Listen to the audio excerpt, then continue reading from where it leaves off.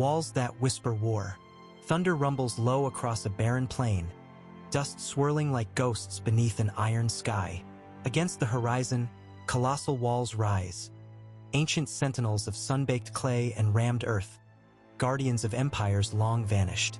Below, soldiers strain against the weight of towering siege engines, their breaths ragged, armor gleaming dully in the fading light. These are no ordinary armies. One hails from Mesopotamia, the fertile cradle of civilization, where city-states battled for survival amid shifting sands. The other, from the misty valleys of early China, where kings fought not only for land but for the very mandate of heaven itself. Both sought to unravel the impenetrable, to conquer stone with sweat and steel. But who among them truly mastered the art of siege? Who transformed war into engineering and destruction into legacy? Tonight, we journey across continents, through thunder and dust, to uncover the forgotten innovators of ancient warfare, the walls they faced. Before the first stones shattered and towers toppled, there were walls, monuments of defiance, of pride, of fear made manifest. In Mesopotamia, these walls rose like fragile giants, built from sun-dried bricks baked by an unforgiving sun. Uruk's great ramparts stretched 6 miles, said to bear the blessing of Gilgamesh himself. But beneath their majestic sweep lay brittle bones, vulnerable to the relentless assault of water and fire. Far to the east, ancient China crafted walls not of brittle clay but of earth compressed, rammed tight between wooden frames, a living armor that could absorb the shock of battering and the lick of flames. These fortifications were not mere barriers. They were psychological shields, vast scars upon the land, signaling power and patience. Which was stronger, the fragile beauty of Mesopotamian brick or the enduring embrace of the Chinese earth?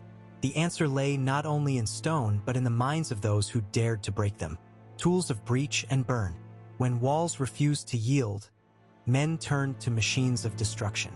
The Mesopotamians wielded the battering ram, a brutal symphony of wood and iron, armored roofs shielding the warriors beneath from a deadly hail of arrows and fire. Reliefs etched into palace walls depict sappers burrowing beneath foundations, igniting flames to bring ruin from below. Across the great steppes and mountains of China, innovation blossomed in the form of traction trebuchets, early counterweight engines hurling death with terrifying precision. Siege ladders scraped against ramparts, mobile towers creaked forward, and the whispers of early gunpowder weapons mingled with the smoke of battle. The clash of timber on stone echoed through the ages, a question ringing out with every strike. Was it raw force that forged victory, or the calculated elegance of invention? Masters of the machine. In Assyria, war was a forge, and kings like Ashurnasirpal II and Sennacherib its mastersmiths. They wove together armies and engines with meticulous craft, transforming chaos into a choreographed assault. Prefabricated siege towers assembled on the march, coordinated battalions of sappers undermined walls, and logistics rivaled the greatest of modern campaigns.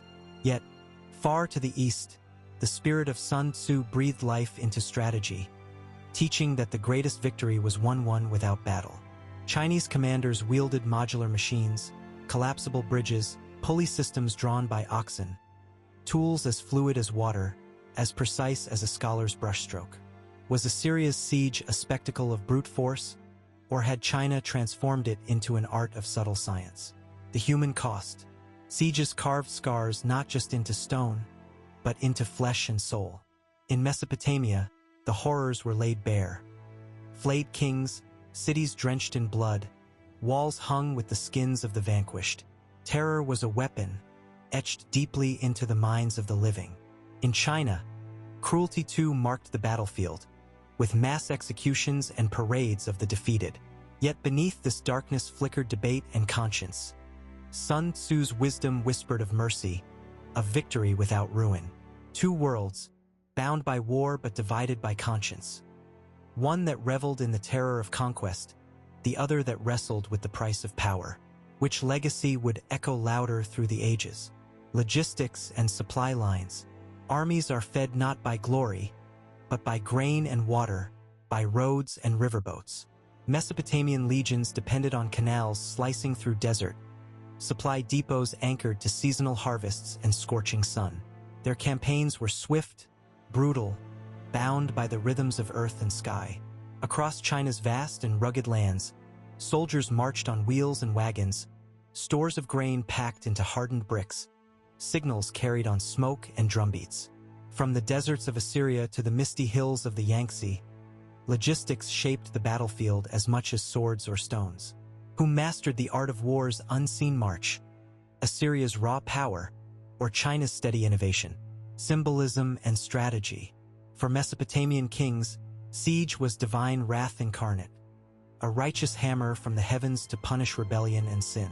Walls were not mere stone, but pride-defying gods, destined to fall beneath celestial judgment. China's siege told a different tale, one of restoration, of balance. Confucian ideals cast war as a bitter medicine, a means to restore harmony where chaos reigned. Fortifications symbolized disorder, the rupture of cosmic order demanding correction. Two philosophies, two visions of power, one scorched by vengeance, the other tempered by morality. In the dance of siege and strategy, which vision wielded the greater force? Legacy in stone and scroll. The ruins of Mesopotamia whisper stories in cracked reliefs and shattered steels. Echoes of brutality and brilliance passed to Persia and Rome, machines lost to time's relentless tide. China's knowledge lived in ink and scroll, preserved in meticulous manuals, expanded through centuries. By the Song dynasty, engineers crafted siege engines that astonished even the Mongol hordes. Which civilization's innovation mattered more, the fierce artistry carved in stone, or the patient science inked on parchment? Perhaps it is not a contest of who innovated more, but a testament to the diverse paths humanity forges through the walls that bind us. Two paths through the wall.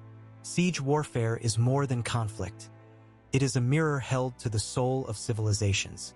Mesopotamia forged terror, crafting engines of destruction that declared divine dominion through fire and ruin. China sculpted control, wielding strategy and science to conquer not just walls, but the minds behind them.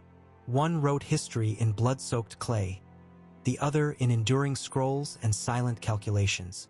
Today, as we gaze upon ancient ruins and faded manuscripts, we glimpse not only the battles fought, but the dreams that shaped them.